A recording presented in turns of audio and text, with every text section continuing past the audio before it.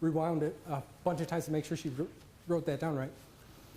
Conversations about lifespan or anything like that, do you? And he's like, I don't have morose conversations with anybody about anything. He doesn't want any gloom. Okay, he's drawn that line. No gloom, all right? Probably a good thing. Always looking up, you know?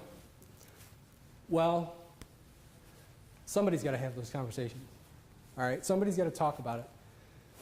Avoidance isn't going to do anything, and we need to know the truth. We need accurate information, or we can do nothing but inaccurate activities with it, you know? We need to share a little bit of panic because it's scary. This is life and death. It's serious stuff, you know? But first, we've got to understand what's going on. And the fact is that Parkinson's disease kills, okay? Cause of death, definition. Underlying cause of death is defined as the disease or injury which initiated the train of morbid events leading directly to death, or the circumstances of the accident or violence which produced the fatal injury. That's according to NIH, World Health Organization, and the rest of the world, okay? Just because my doctor once told me Parkinson's doesn't kill people, the symptoms do, doesn't make it true, okay? Because the definition says that it does, all right? And the NIH does not classify it as terminal. They don't, well, they do, but they don't, all right? When you look on the Parkinson's information, all right, they don't say anything about you might die. However, their CDC division reports that in 2007, 20,058 people died by the cause of Parkinson's. Not that they had Parkinson's and they died, but there's thousands of people who died that have Parkinson's that the CDC does not classify. I have spent hours on the phone with Bob Anderson, I think, who's the chief of the mortality statistics department of CDC. All right, we've gone over and over and over this database. I don't know how many times. I mean, he's been so helpful getting me good reports. I have good data, good information to share. All right, and this is idiopathic / sporadic Parkinson's. That doesn't include Parkinson's plus, Lewy body, none of that. All right, 55 people a day. Every 26 minutes, somebody in America dies from Parkinson's disease. It kills them, okay? These are the numbers. Number of death from 1979 to 2007, all right? Now just take a snapshot of how steep this curve is, because I'm going to compare it to some other stuff, all right? That's a pretty sharp curve, and that's just the increase in number, all right? The bigger increase that we need to look out for is coming up, all right? In 2010, this is based on a 30-year trend. This year, at the end of the year, the count's going to be 24,223 people, 66 people every day. We've gone from 20 whatever minutes down to 22 minutes now, okay? These numbers are increasing at an accelerated rate, all right? Not only are they increasing on their own at 6.5%, but they're also, as a percentage of the population, increasing at 5.5%, all right? Compounding interest, you know how you make all that money if you leave your money in the bank for 30 years? It's doing the same thing, all right?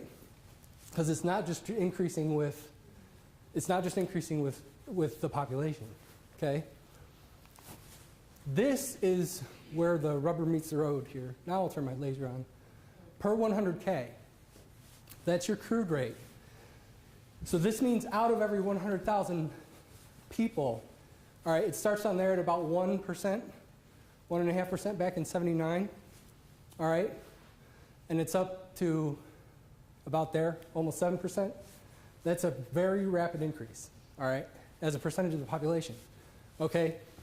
Factors to consider: increased understanding and diagnosis, all right, is a factor. Increased population, of course, is a little but not so much, mostly attributed to that, all right?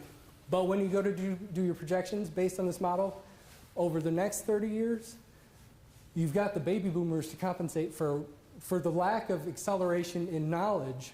You're going to have the increase in people, okay? So it's going to stay pretty consistent. Fact, this year about 500 people under the age, Americans under the age of 65 will have already gone through the diagnosis, the 20 years of bliss, and will have died before the age of 65. All right? So if you think about that, all right, and the only group that I've been able to find where there is a known cause of how a large group of people got Parkinson's is in 2007, I believe, upstate New York, forget the college, 2 colleges, I believe, that both did independent studies on about 3,000 Vietnam veterans with Agent Orange exposure, all right? And they all started to get their Parkinson's at about the age of 55, which was at about 25 years after their exposure. And, sorry. Hey, Robert, can you give me a hand here? Thanks, man. It's on this side by the camera. Oh, did it just go to sleep? No, I think the power's going out. Other side. Right over here. Thanks.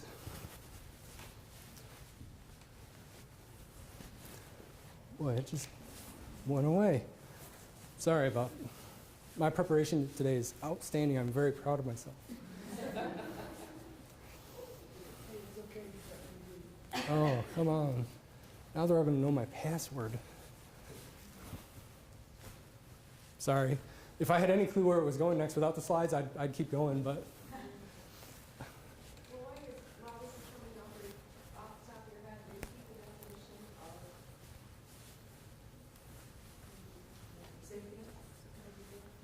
Cause of death?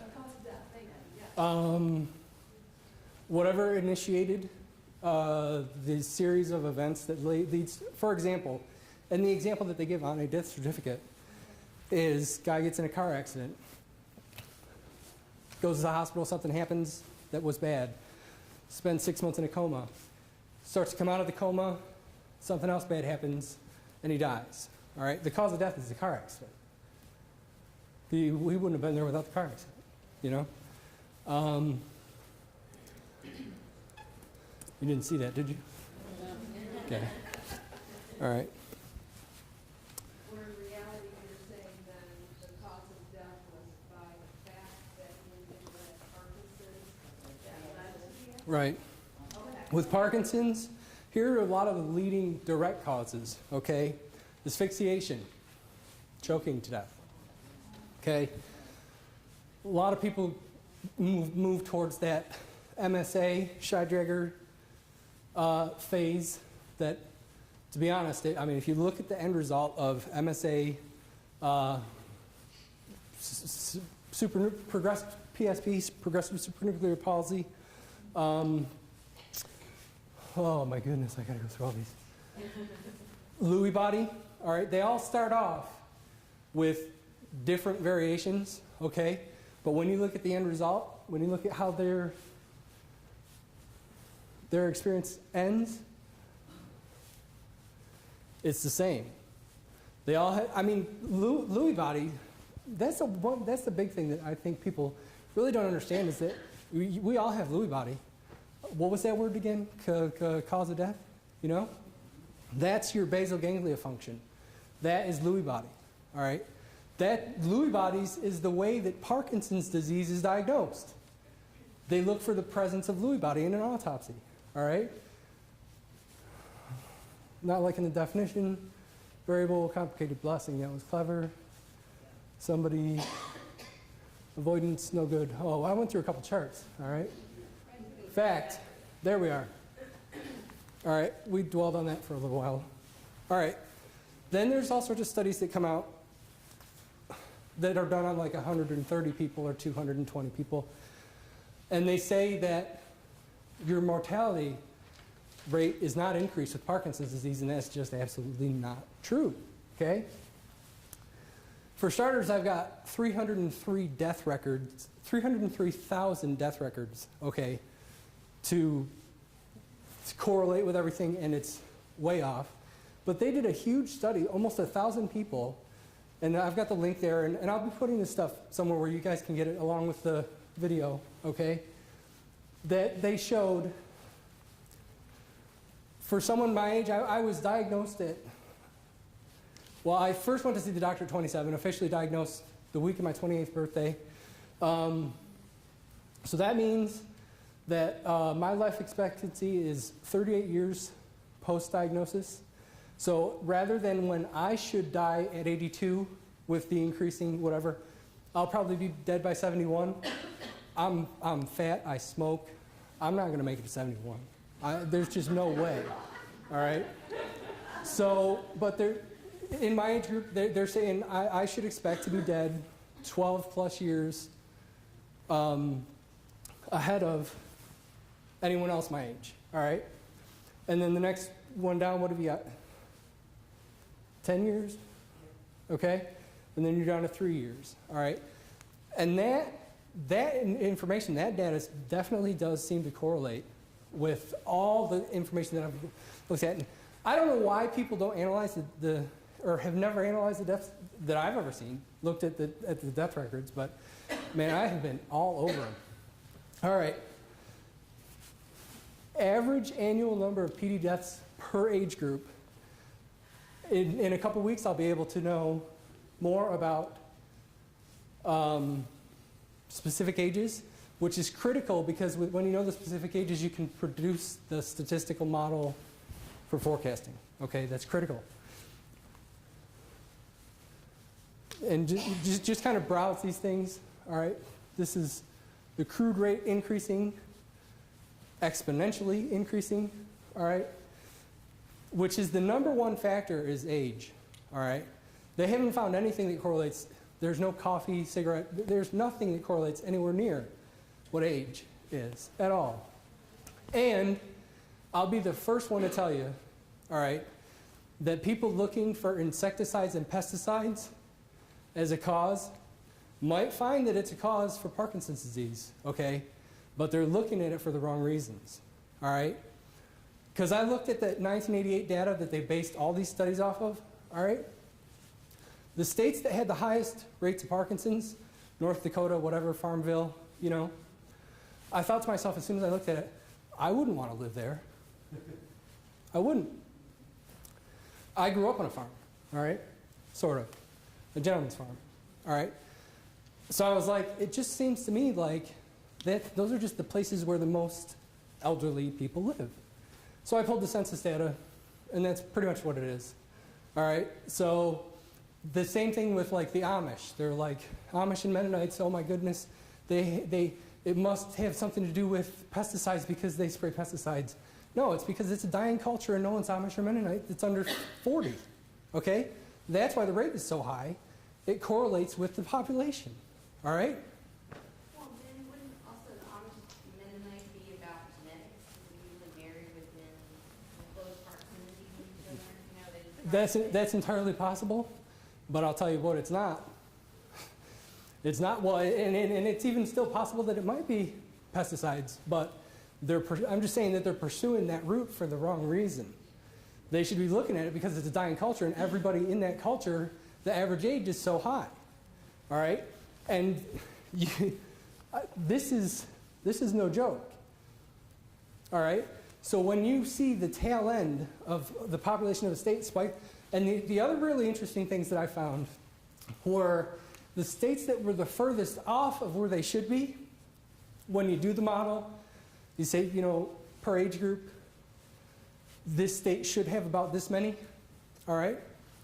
According to that 20-year-old data, Utah had an extremely high rate, and Alaska had an extremely high rate, and I don't know, some researchers are going to have to do more research into that. All right, this is projections over 80,000 in the next 22 years. All right, huge burden. And this only factors the growth to date. It doesn't factor baby boomers, which, like I said before, is going to probably offset a little bit of the learning curve portion, okay? All right, last PD death rate slide. Then I move on to Alzheimer's death rates. With good reason. It's estimated that there's 800,000 people who are diagnosed with Alzheimer's, who are considered Alzheimer's, who are treated as Alzheimer's, that are Parkinson's. Okay? And look at what happened. They changed the rules in '99, and they just started dumping anything that said dementia, throw it into the Alzheimer's category. So we have no way of knowing without autopsies. But it's estimated that 20 to 30% of Alzheimer's people, and I'll tell you why this is extremely important, is for our head count. Kind of like you fill out your census because you want to get all the credit you can for the people so you get all the resources. All right? It's not, one's worse than the other, but if there's 800,000 people that we don't know about that have Parkinson's in the form of Lewy body, which is the same thing, it's just that Lewy body, the dementia kicks in sooner. All right? Very important information to have. MS is kind of a low curve. MS low curve. HIV, look at that. Bam! Wow. That's what happens when you throw $30 billion at something, okay? Rather than $166 million a year. That's how you get rid of diseases, is to throw $30 billion. They still, to this day, spend $3.6 billion, B with a billion with a B, on the 11,000 people in '07 who died from HIV. All right, 3.6 billion for 11,000 deaths. We get 150, or this year 166 million for our 20,000 deaths. All right. I think that it's about time that we got that adjusted. And we had that, the PAN conference online, and I typed in, and I think I emailed it like twice. Ask Francis, what's his name? Why does AIDS get billions of dollars for its 10,000 people, and we only get 150 million? Just ask him. They didn't ask.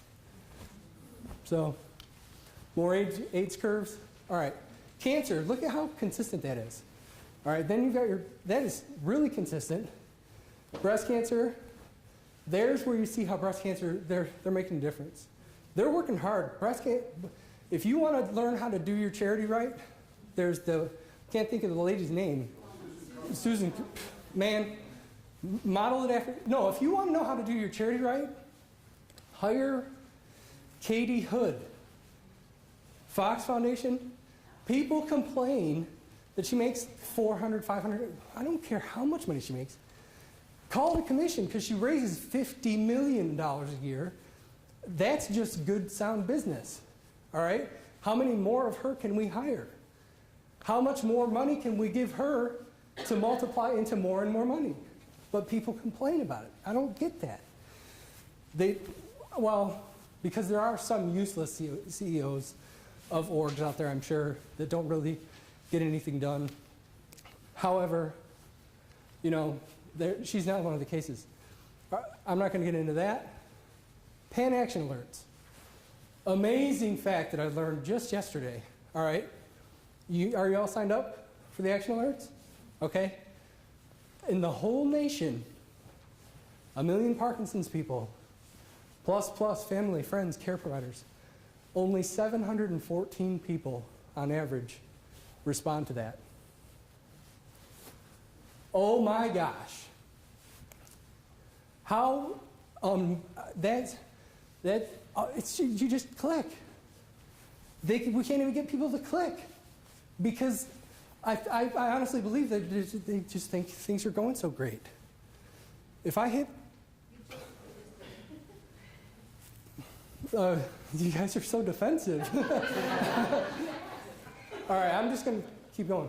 All right, but this is ridiculous. The average House representative, every time one of those goes, only gets 1.64 emails in their inbox. Come on. So we need to figure out a way to fix that. And I was talking to Jim at PAN yesterday, and we'll see what happens there. But exactly how loud is our voice? Pretty stinking muffled is what it is. All right? How much advocacy do we currently have? Not really anything. The orgs are focused on serving us, which is great. APDA, NPF, those guys, they just have a presence, and they have an impact on our lives. They really do. I don't know about the other 140 whatever orgs. I don't know what they all do. That doesn't include the 100 individual APDAs, but advocacy is not really on the top of anyone's mind, all right? We need to start advocating for advocates. That is the number one thing we're looking for, is for advocates to find more advocates. Bring us the people and everything else will come. Bring us the people, bring us the participation and everything will come, okay? It's life and death. We just need people. That's it. Just commit to showing up with 5 people the next time you come to a Parkinson's charity event. Give yourself that goal, that fruit, okay? And that might turn into one dedicated advocate. But if you do it twice a year, it multiplies, all right? And those advocates, you tell them the same thing. The only thing I want you to worry about is finding more people, all right? Then before you know it, you've got so much participation, the donations follow. Why? Because the studies show that, there's a slide in here, but I'll just tell you anyway. The reason people give to charities, the number one reason is they were given an opportunity to. Because I was there, all right? Not going to get into that. All right? People have to overcome their personal issues, all right? There's a lot of reluctancy. There's a lot of, I don't want to be a whiner. I don't want to be a burden. I'm saying get over it, because this isn't about you, all right? It's about Carl. It's about Robert. It's about the other Carl, you know, and their family and their friends, and my wife, who has to watch me deteriorate, okay? It's about her, because it's not fun for her, all right? It's not fun for me, but I much prefer my place over hers, because I love her so much. If I were to see her go through what I'm going through, it would break my heart every day. It's that serious. It's life and death. All we need is people. You don't have to panhandle for money. Just get them there, and the money will follow. Just find the people. That's it. All right? And we just can't do that. I don't know. I don't understand why the participation is just not there. Angela? Well, it's like the old shampoo commercial when we were in the 70s and 80s. You know, you tell your friends, and so on and so on and so on. That effect, and really, it's just talking about it. Even if you talk to the person who bags your groceries, or you talk to Exactly. Every day, everyday advocacy. That's all you need to do, just the everyday advocacy. I'm making up these business cards. You'll see a screenshot of them. All right? How many times do people honestly say, friends or whatever, is there anything I can do? And you say, well, no, not really. Well, I'm making up business cards that will be available for everyone to get, all right? That's going to say, yes, thanks for asking. Please do these 3 things. Sign up, show up, and speak up. Sign up to keep updated on the news. All right, I'm going to have a web engine that will be able to, you sign up there, and I'll sign you up for everything else. All right, the action alerts, the this, the that, the whatever. All right, just sign up once, and I'll give you all the information you want. All right, show up at your charity event. You don't have to bring money. Hopefully, bring people. All right, but make it fun, and speak up. When you read that blog that has the definition way off, that these people are just way out there in left field, speak up. Say, nah, you need to go here and read this definition, okay? So, but I honestly think that having a card in your pocket, ready to just give someone, will just put it so much more at the forefront of your mind. And I'm thinking about making them really expensive, so you're just that much more careful about it. All right? No, I won't do that. Well, maybe a little bit, but all right. Don't have to do it for yourself, do it for your kids. Just bring the people, the rest will follow. All right, people's behavior is a result of their experiences, information, beliefs, and feelings. Your current knowledge and understanding, information gathered from past experiences determines and leads to your beliefs, opinions, perceptions of the specific topics, circumstances. Your beliefs, opinions, perceptions drives your emotions, feelings, action, okay? You just have to cover 3 areas. Information, perception. You have to make them look at it a certain way. Did I tell you that 20,058 people died from Parkinson's in 2007? No. I told you that 20,058 people died in 2007 from Parkinson's. You know, that's 55 people a day. Every 26 minutes. You see how that resonates a little bit more? It's a little more serious now, okay? So you've got to spend that time and meander and anchor that emotionally, all right? You have to emotionally anchor your information into people's conscience. You have to get it, all right? Right perception. Then you've got to pull the trigger. You've loaded the gun, pull the trigger. Ask for help. Ask. Humble yourself and ask for help, okay?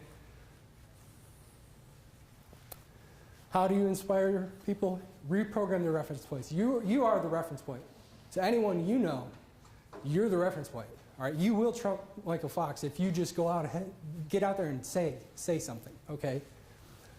Just a perception. Attorneys know this, that's why they do it their way, all right? People's behavior is a result of their experiences, that's redundant. Addresses the conscience, that's redundant. Process of influencing action, emotionally anchoring. All right, here's fundamental. You're going to have to, because I'm sure you can't write it down fast enough, and I'd rather you just listen and hear it out and go watch the video later, okay? Time, money, security, comfort, privacy, control, prestige, freedom, and the word qualify are the primary categories for emotionally anchoring any harm or any good that can come to someone. It increases or decreases your money. All right? Your security. Okay? Just think about this with Parkinson's, all right? Money, I went through a financial crash. I mean, I'm sorry, it's a massive personal economic reform. Or my personal Obamonomics, all right? Money, security. I don't feel so secure with my PD, all right? I don't feel so secure when I've got a 2-year-old or a 3-year-old and a wife at home in the middle of the night, and I wonder if someone breaks in, am I going to be able to defend my family?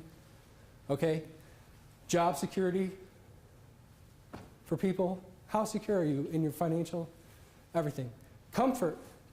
This is just an uncomfortable disease to have, okay? Privacy. You've got to get poked and prodded and probed. I did an over an hour MRI a couple months, or a little while ago.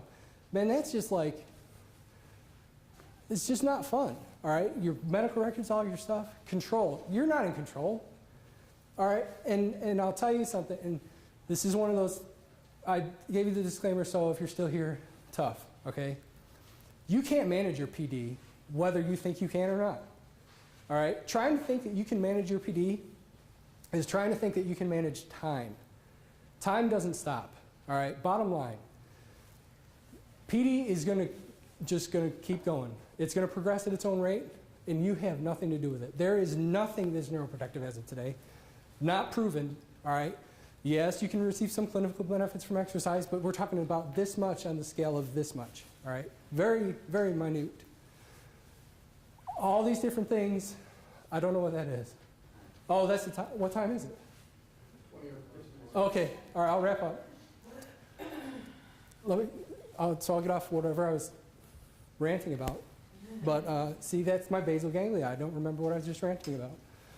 Freedom and the word qualify. I've only got like 15 slides to go, and I'm cruising now. All right. Emotionally anxious with connection phrase. All right. I have PD with, which means that money's a little tight right now. I have PD, therefore, because. All right. This is where you turn information sharing into experience sharing. That's how they walk through that situation with you, okay? Top 5 reasons why people give. Because they're asked. Because they have the opportunity, all right? Compassion for those in need. Personally believe in the cause, affected by the cause, or to give back to the community. That's the business card I was talking about. All right, that's the back of it.